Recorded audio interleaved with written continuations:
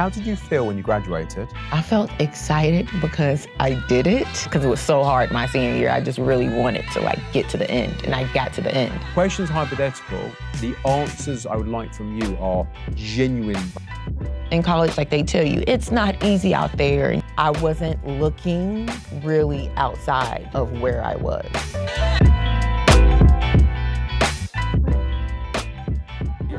Cool. This is incredibly informal. Okay. This is some big intro and da-da-da-da-da. The whole thing is it's gonna be perfectly imperfect. Cool. And I'm gonna ask you a shitload of questions. I will try to answer them. You're gonna feel like you're getting interrogated, but you're not. Okay. And we're just gonna roll with it. Okay. The plan is there is no plan whatsoever. Where are you from? I am from Chicago, Illinois. You're from Chicago, Illinois. I am. And you grew up, school, college? School both?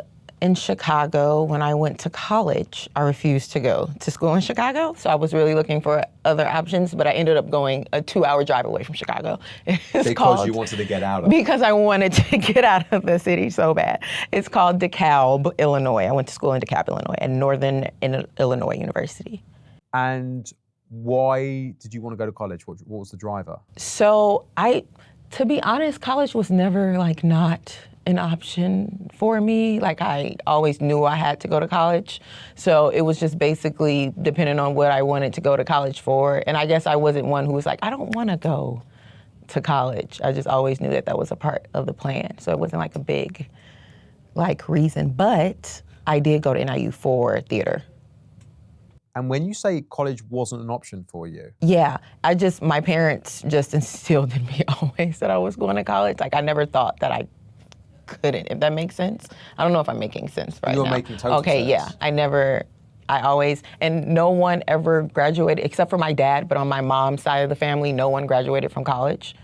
So I was I have to be, I have to go. Do you feel like you did it as much for your parents as you did for you? When growing up, it was for my parents, but when I was actually there, it was for me.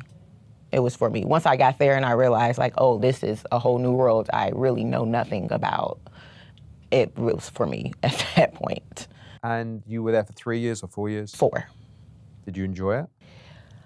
First 2 years, I enjoyed. It was a little more lax, I will say. But because I was a theater major, I realized that me and the friends, because I went with some high school friends as well, we started to part ways a little bit because my theater program demanded so much of us. I couldn't really have the regular college experience. So the first 2 years were a little easier. The last 2 years were a little tough, especially my senior year. My senior year I wanted to cry and leave. Why? The classes were harder. They were expecting more out of me in the theater program and at the actual university academia as well. And I just felt like those last 2 years. My first semester junior year, I was in Russia studying abroad. So that was very fun. But when I got back, it was all hell broke loose. And when you say your friends and you kind of parted ways, was it that one group took things more seriously and the other group didn't take it seriously enough, or was it something different? I was just the only one in my starter friend group that was a theater major, that was in the arts. So they all had regular academic classes, and I had to stay late into 10 p.m. in rehearsal because I had rehearsal, or I had tech, or I could never go to homecoming because I was in a show. Oh yeah. So I've never actually been to a football game in my life. You really just put your head down and focus on your craft. Yeah, I was very tunnel vision, which I feel worked out for me, but it had its negative things as well. But I was very much tunnel vision in college, yes. So you were laser focused on where you were heading? Yeah. And the positive of that is? That I felt like me being laser focused, by the time I got out of college, I was actually prepared for the real world. Oh my God, that sounds so corny. No, but it's important. Yeah, I was actually, because I also went to an arts high school where I was in school 8 to 5. You had to audition to get in. I was a theater major in high school. So that my high school kind of prepared me to be like that in college. And then after hit college, I guess outside of theater, I was wow, I haven't lived my life, what was really. When I was in my younger 20s, I thought it was that I couldn't go out as much with all of my friends. Like everyone was partying and I couldn't party. But now I feel like the negative was just that I wasn't looking really outside of where I was. And then when I graduated college, I realized, oh, it's this whole world outside of theater, outside of acting that I want to know more about. And that in turn can help me with my craft. If I was to ask you to like summarize or sum up your journey in college, like your overall feeling when you look back at it, fun, exciting, tough, scary. I'm not sure I put words into your mouth. No, you're not. I'll say it was,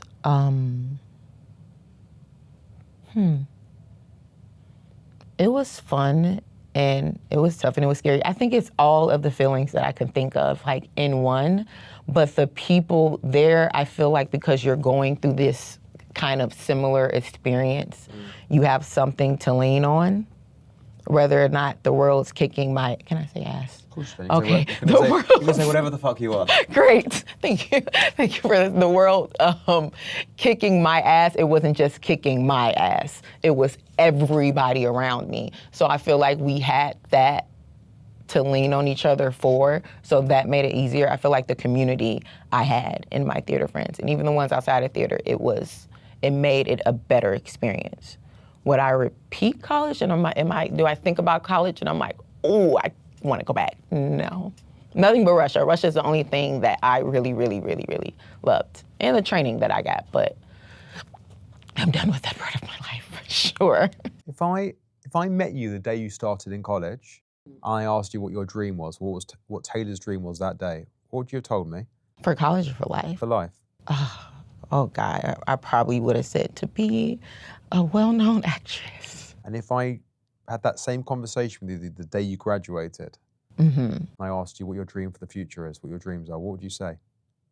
Oh, just to be my senior year graduation. Not even just to be known for not only my craft, but like me as a person. How did you feel when you graduated? Like when you think about the fact you're going from, I don't know, the end of your journey in the education sort of phase of your life to the big wide world, the real world.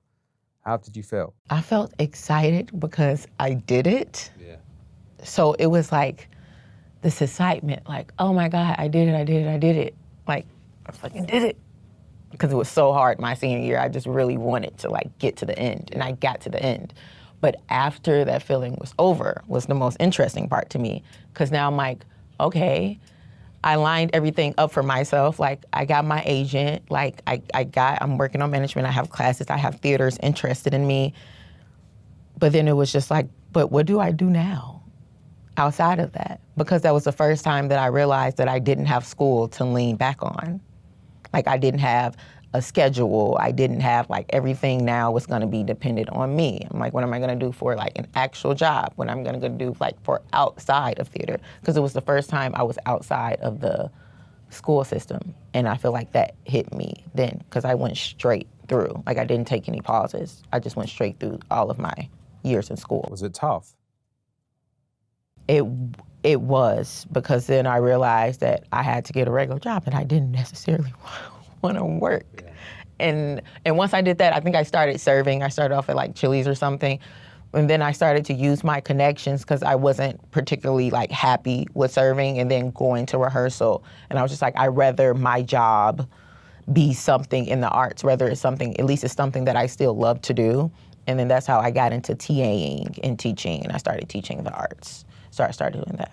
You may have heard the saying or the term post-college depression or post, education depression. Does that kind of resonate? It does. But I also wonder, as you asked that question, did I kind of cheat because I put myself back in the school system just on the other end? I became a teacher instead of the student. So I still got the school feeling a little bit, but I did feel it. I did. I don't know if that answers your question. It does. Can you understand why people struggle after they graduate? Absolutely. Absolutely. Do you think it's a big problem out there? I do, because I think that the narrative, especially now, because I feel like the narrative around university or college is the same as it was 30 years ago, and it's not the same. It's a completely different world. You are not guaranteed a job just because you have a degree. And I feel like that's the misconception. They're like, go to college, and then college is gonna get you a job, and then you're gonna make enough money, and you're gonna be able to do whatever you wanna do and support. It's just like, not anymore. So if you Google post-college depression, it's a real thing, right? Do you think people underestimate? I'm talking about maybe probably like older generations underestimate what grads are going through. I know for a fact that they do. They're my parents, and they're my friend parents, and they're like all of our parents and our grandparents. Because you come home and you're just like, or what are you doing? Or when are you gonna get another job? Or why haven't I seen you on TV? Or when's the next time you're gonna be on stage? Or it's just like, I'm trying. And when you navigated, I know you mentioned that you kind of transitioned to teaching, so you got that sort of fix. But when you were in that moment where you went out into the big wide world and it was a bit scary and a bit daunting, what was the biggest thing you did, or the biggest bit of advice you received? What kind of helped you out in that moment? I think that I was understudying at a big theater in Chicago, and I was talking to one of the actresses that I was understudying, and I was telling her, I'm like, yeah, it's great that like I get to be here, but I don't want to be an understudy all of my life. Like, I don't want to be a professional understudy. Like, that is not what I want to do. And she looked at me on my face and she said, but there's nothing. She said, but you're still here. And it's a lot of people that aren't here. And just to keep working at what I'm doing, and one day I won't be the understudy, and one day I'm gonna be on this. But she said, you have to find something, because this business is so like iffy and wishy-washy. You have to find something that you love outside of it, so your main focus isn't just this. Because if it is, then you're just gonna be thinking about it every single day and just unhappy. And I think that helped me a lot to find avenues outside of that, if that made sense. Makes total sense. Yeah, that helped me a lot when she said that to me. Do you feel like you were prepared for the real world?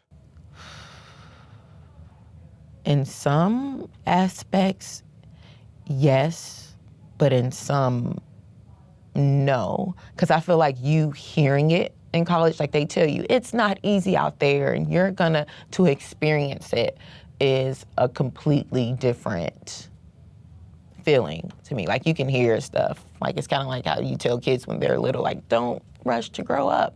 Believe me. Kids are like, I wanna grow up. I don't care what you're talking about. And then you get there and you're like, shit, they did tell me not to rush to grow up. Now I have bills. Now I have, it's like all of these things that hit you that I never, and I don't think everything is something that college can necessarily teach either.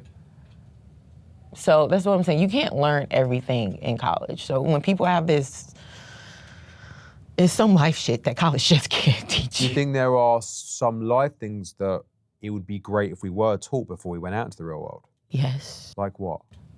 For me and my brother were just having this discussion the other day. It would have been nice, like even thinking about like financially, even in high school, someone told us how to write.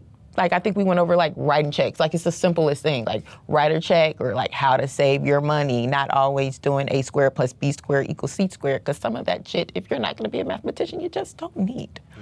Some things, like life things, I feel like they can teach, especially monetarily wise. Anything else? Or mainly financially and money-wise? Financially, money-wise, or I don't even know if there could be like, because I'm trying to figure out how a course on like life will actually go over in college. But I feel like we do it all the time, whether in sociology or like psychology, like some of those things like hit it sometimes, but also everyone don't take those classes. If you rewound the clock and you were 6 months away from deciding whether to go to college or not, and you're in those shoes again, you rewound, you know what you know now, would you have gone to college? Yes. Because? The experiences that I had in college did help shape me as a person. At the end of the day, some of that stuff I really did. Like, I learned a lot of life lessons in college, whether it was just dealing with people around me, learning how to work in a community and all of those things. I felt like I learned through college. But also, those are also things that you can learn outside of college. So that is also, it's a trick question for me because I'm not trying to be tricky. yeah, you can learn it outside of college. It will just be in a different way, I feel like. It's less to put on the line in a university environment is all that I can say about that, I feel. Do you feel like there should be an alternative option to the traditional college route? If Like it wasn't for what? everyone? Yeah, but I don't know what that would be. Because I don't believe college is for everyone. And I don't think everyone needs to go to college. So I'm trying to figure out outside of life, what would that We can entail? come on to that. Yeah. Maybe what that may entail. So if a 16-year-old kid came over and spoke to you and was like, Taylor, I'm really thinking about going to college. I'm on the fence. I'm 50-50. I'm not sure. Some of my friends are going. Some of them aren't going. My parents are pretty relaxed. What advice would you give me? I will first ask them what it is at this moment in time that they think that they want to do with their life. And when they think about that, do they think that college will be beneficial to them? If the answer is no, or if it's yes, then I feel like that will deter what field I would say if I would recommend it or if I would not, because also college is ridiculously expensive here. It is ridiculously expensive. So it's like that's also an option, and that's an option that a lot of kids don't have. I was fortunate enough too. I also had a scholarship, but I also had parents who were able to help me out. Sure. I know my privilege. That was not the case for everybody that I grew up with or that I can go on and on about the American education system. I don't like it. I don't like it at all. Why not? It's almost elitist in a way. And yes, if you are smart, if you had, like for my dad, an example, he grew up with 10 other siblings. It was 10 of them in one house. And they grew up on the south side of Chicago, so they didn't have an option. They needed to be good at something if they wanted to go to college. I have an aunt who plays the clarinet. My dad went to college on a football scholarship. Like they all had to have scholarships if college was something that they wanted to do. Now, that was a different time that they grew Sure. up, but that's just an example of even like the kids that I used to teach, like the high schoolers that I used to teach, they didn't have all the resources. And sometimes they're not like a mathematician and they can't get like a scholarship because of their grades, or they have to just lean on like me, I had to lean on my talent for my scholarship because I was an average student. Do you almost feel like there's a similar mentality towards college 50 years ago in your parents' generation era as that's kind of remains today? Yes, I do, but I don't think it's the same road, so I don't think it should be. It's almost like it's out of date. Yeah. Or not aligned with the times that we're in today. Yes, it has not switched. And I feel like there needs to be a switch because my best friend just got her master's, and we were on the phone talking about how, like back in the day, that meant like you have your master's, if you have a doctorate, like you get a higher paying job. We make the same amount of money. Sure.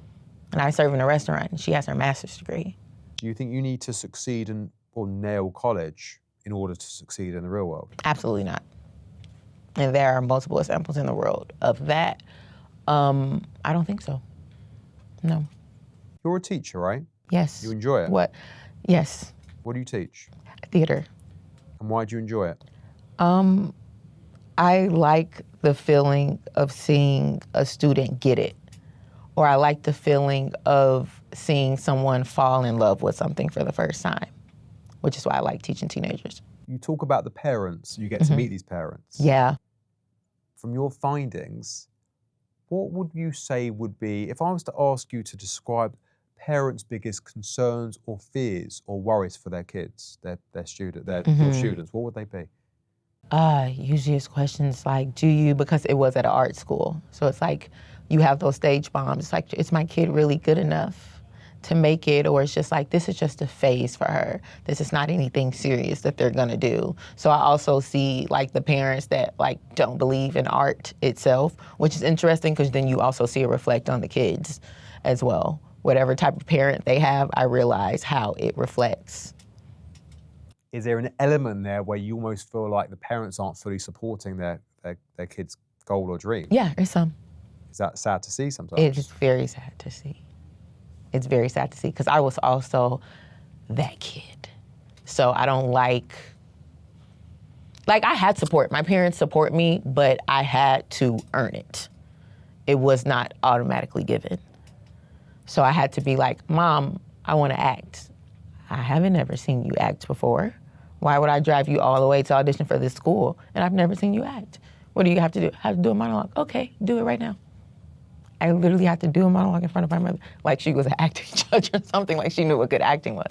But that's how my parents were. I had to prove to them, are you just into acting? It really wasn't until I booked my first TV show. They were just like, look at my baby on TV. Now I was looking at my child on TV, but I had to prove. And that's not a good feeling either. Was she proud when she saw you on TV? Yeah, now whenever I'm on TV, they're very proud. And when I'm not, they're like, why haven't you booked anything? This is your job, you say. So I have parents that are like on the fence about it, I guess. Do you think, generally speaking, we live in a world where external influences dampen our goals or our ambitions or our dreams for the future? Yes. And I think that as a person, it's kind of like you were raised a certain type of way, but then as you get older, you have to learn to unlearn things. And I feel like that is a part of that. Like, as I get older, it's not about like my past or what I had on me. It's about where I want to go and what do I want to do to get there and how am I going to do it. You clearly feel pretty passionately about the education system, right? I do. If I put you in a bizarrely unique scenario where you were head of, I guess, the education sort of space in the US, and you could implement whatever changes you wanted, and I'm going to give you maybe, you got 3 things you could change, but the truth is, if you could only think of one, you can name one. If you think of more, you can do whatever you feel, whatever you see fit. What changes would you make? Oh, I would take the money out of it.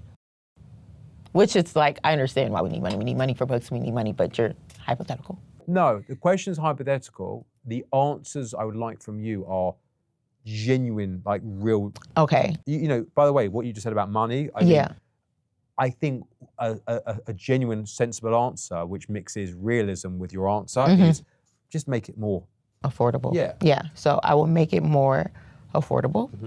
I would, and with making it more affordable, I feel like it can give more kids the opportunity to learn the same at the same level. Yep. Because right now we are in systems where you have public schools, you have charter schools, you have private schools. Sure. It's known that the private schools have the better teachers, they have the better courses, they have the better these things. So the private schools and the public schools don't get the same advantage as the private schools.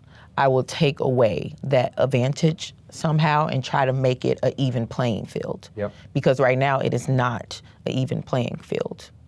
And it has technically never been. Because if you just so happen, especially, I don't really know that much about the LA school system, but I'm pretty sure it's similar to Chicago. If you grew up in a certain area, you had to go to a certain school, and that certain school wasn't as good as a school, say, on the north side, and your learning was not the same, which gave them advantages over us. But it wasn't our fault. I've got you. So basically, make it a level playing field. I will make it a level playing field. Affordable. Yes, make it more affordable and make it a level playing field. I'll start there. If I was to ask you what you feel young people should be taught or should learn about prior to, I guess, heading out into the real world, what would you say is important? I know you touched upon it earlier, the conversation you had with your brother about like the money stuff. Yeah, so money stuff, time management. Sure. I feel like is very important that people do not, I don't know how we would teach that, but I feel like time management is very important. Yep. And yeah, those are the 2. But I can't think of anything. I feel like I should have a better answer. No, it was perfect. But I can't. Perfect. Who's your hero? Who do you look up to? Growing up, probably my grandma. Why? My grandma, she didn't have much, so she grew up in like Mississippi, like on a farm in the middle of nowhere. Now she's like in Chicago, like this big family. And even though she didn't have much and she didn't have like a particular goal, like her goal was just to like create a family that can achieve their goals. And I thought that was admirable because it's simple, yet it's like a great thing. And she basically lives for others and not herself. I love that about her. Like totally selfless. Yeah, she's the most selfless person I know. And she's 91 and she still is like that. What's your dream? Now to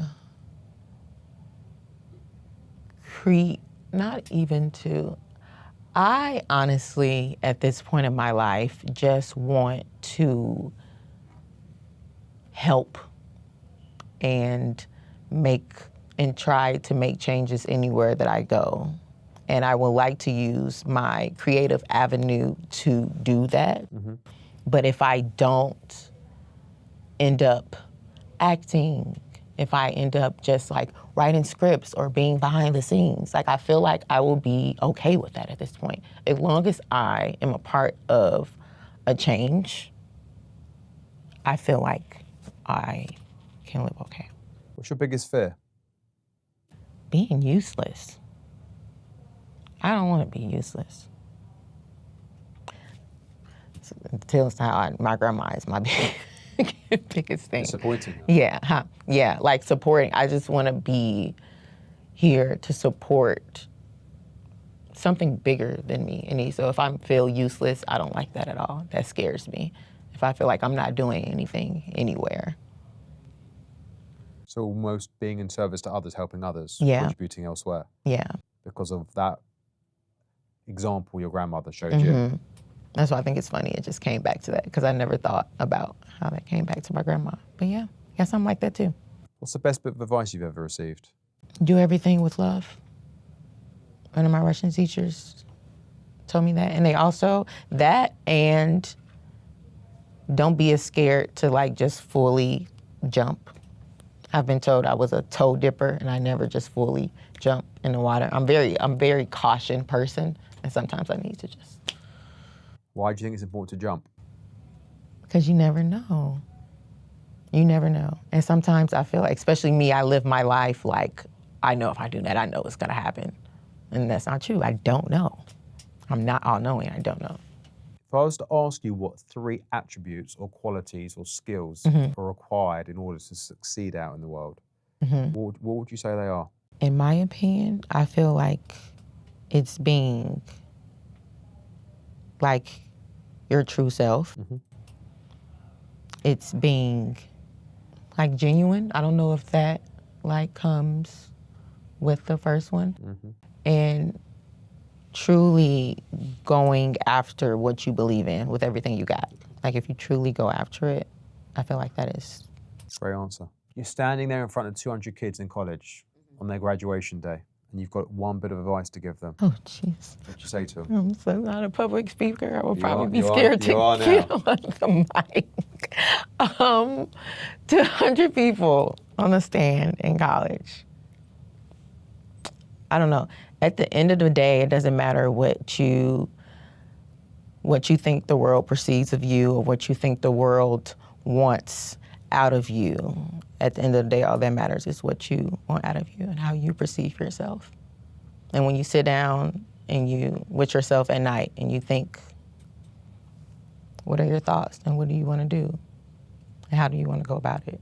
And I feel that should matter. I feel like a lot of the times, whether it's like what's put on us or like what's this around us and like what we see, in a way, all of it matters, but at the same time, none of it does.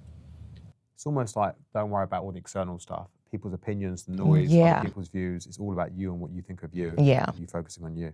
If you were sitting in this chair and the real you's there, you're asking yourself for the advice that you need to hear right now in this moment of your life, what advice would you give yourself?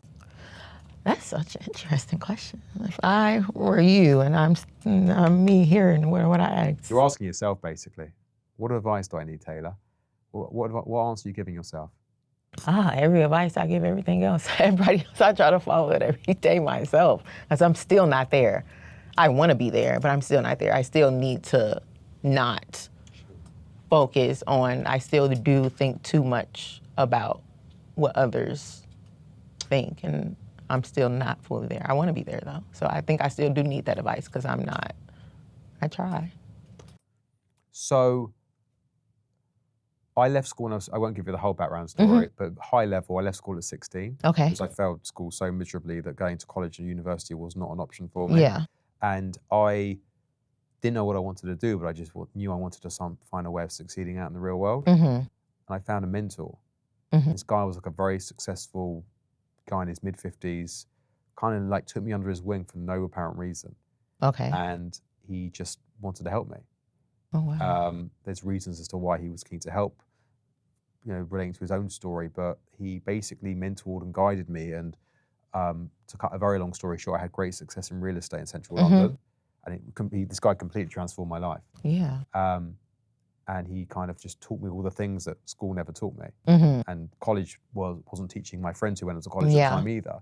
And basically, we sold this company. We transformed and revolutionized an entire industry in the UK. Okay. But one of the things we did, almost as a way for me to thank this guy, like he never wanted anything from me. Yeah. So there was only two ways I could really thank him and pay it forward, I guess, or whatever. One was to succeed, so he didn't feel like he'd wasted his time. But two, I felt like I had to pass it on and pay it forward. So when it came to employing people in my company, we didn't care what they did in college. We didn't care if they even went to college or not. So great. We didn't care what grades they got. We just wanted to see drive, hunger, good-natured people, good heart, and maybe people that I could relate to, that wanted that same level of guidance and support. We basically, everything my mentor Nigel did for me, we did for all of our staff. And by the time we sold that company in 2016, we had I think it was about 30 odd people that worked for us. And they were all aged from 16 to 26, and they were all thriving. This is what I mean. So when I moved to America in the pandemic in 2020, I'm basically trying to figure out, if I had $1 or a pound for every time someone heard my story or what Nigel did or provided me with, every time I heard someone be like, where was my Nigel? I'd be incredibly rich right now. And I was trying to figure out how to, I guess, provide that to a bigger scale, to as many people as possible. So what we're building here is a one-stop shop mentoring platform. And what we do is we provide people, there's 3 main parts to what we do. One is curriculum. So we teach all the things that school and college never taught, like how to build a company, or how to use your intuition, or how to make money, invest money, save money. So it's interesting you gave that answer. How to do what you love, what it really, really takes to succeed out in the big wide world. I love that. How to navigate from college to the real world, that middle bit, which is really scary. We also provide mentors. I mean, I mentor young people and I mentor young entrepreneurs, but we're going to bring other mentors onto the platform. And the third thing is the tools. If you want to get a job or go into an industry, or you want to set up your own company, we literally give people all the things they need. The tools. Yeah. That's so cool. So it's all encompassing, and people can come and go as they please. Yeah. They meet other people who can relate to where they're at. But it's not a one size fits all. It's what do they need? And we give them our recommendations, and that's basically what we're building. That's so cool. Thank you. I don't know if anybody has told you thank you, because that is really fucking cool, and we need that. We're building it, and but that is the genuine reason why I came to America, to do that. And this is the perfect place to do it, I feel. What, LA? America in general. I feel like we need that. Because a lot of people don't see that there are other options, which is also sad to see. Yeah. Because I was talking on the phone with my brother, and he was telling me, because he didn't finish college, he was just I just feel like if I finished college, I just wouldn't be here. Look, you graduated from college in Europe, and I'm just I'm still not where I want to be either, and I graduated from college. Yeah. But he's just, in his head, he's just I didn't finish college. This is why I'm not successful in life. And I'm just that's not the case. You can still you're 32. Even if you die at 70, you're still not halfway through your life. You can still do what you want to do. And it's very hard to convince him of that, because he's just really in the mindset of I didn't graduate from college. Do you have any questions for me? I mean, that's not a trick question. You can just say no. I just feel like I've bombarded you with questions. No, I have questions about your program that you started. Like, how can I ask that now? You can ask me whatever you want. And like, by the way, I know there are cameras, but like, no, like, I'm good. I don't give a fuck. No, so meaning I'm happy to just say I don't give a fuck in the camera. Like that's how relaxed this conversation is. It's almost like that's good. No, we're just yeah. chatting. So when you started it off in the UK, and how did you go about? Like, what was the first step that you took to start all of this? Because I feel like even with myself, when I have big ideas, I don't know where to start. Where did you start? Like, I know you had your mentor and he like introduced you to life, but when you yourself thought, I want to do this for other people, where did you start? I would say that I just had this like obsession in making this happen. Like I knew what I wanted to do. I knew impact. I knew the problem or the need that was there. Right. But I didn't know how. Yes, that is what I'm asking. And it's funny because I run these like programs. At the moment I'm running 2 cohorts. One is with young people coming out of college and all they care about, all they give a shit about is like, right, show me how to succeed out there. And the other group is with a load of entrepreneurs, like a handful of entrepreneurs. They're either building a company, want to learn about how to build a company, how they've got an idea, but they want to bring it to life. And I think the first thing is like, there's an element of you're not going to work out the how from day one. You've just got to start. If you focus on what you're trying to achieve, if you take the first step, the next step will appear. It's like a treasure hunt. Like the next thing comes and the next thing comes and the next thing comes. And the other thing is like, how did I do it? How did I get there with that idea?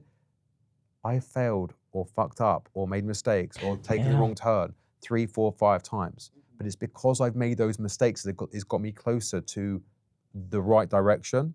And the other thing is, I mean, I could literally I could sit here for an hour answering that question. But the other thing I would add to is, if you look at some of the biggest companies in the world, like let's say Airbnb, like you could sit there asking the founder of Airbnb the same question you've asked me. And I'm not comparing what I'm doing to, I mean, please God, one day, but Airbnb failed over and over again before you and I had ever heard of the name Airbnb. Like they just started with an idea of the concept. Like Airbnb's story was a bunch of mates, I think, where there was some event going on in whatever city they lived in. I can't remember what city it was, maybe like New York. And they were like, right, we're gonna rent out our room. And it was like literally an air mattress. That's the air part, an air mattress. And then they had this idea, and basically they went to investors and they were like, right, we need to raise money for this idea. We're basically gonna rent out rooms or mattresses in our homes or in people's homes. They got laughed out of the room. Yeah. And they just kept going and kept like different, and there's also like an element of manifesting and like drawing it to you.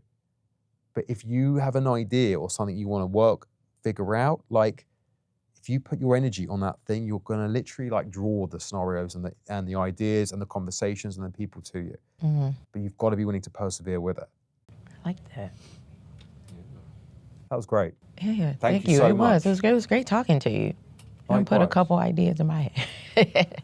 Around what you're doing? Yeah, because one of my big dreams is to like open a after school like theater thing for kids who can't like afford it or want to do like the arts and have no like accessibility to it. I want to create something where kids can have accessibility to something without. So. Very cool. Yeah. It was great talking to you. Likewise. Thank you so much. Thank you for your time. And thank you for asking me to do this, to be here. Sorry if I'm like a mush mouth sometimes. No, you did great. And yeah, I've probably got like 4,000 questions more I could ask you now. But you obviously like, you obviously like what we're doing. You see the need for it. I do. I absolutely do. I absolutely do.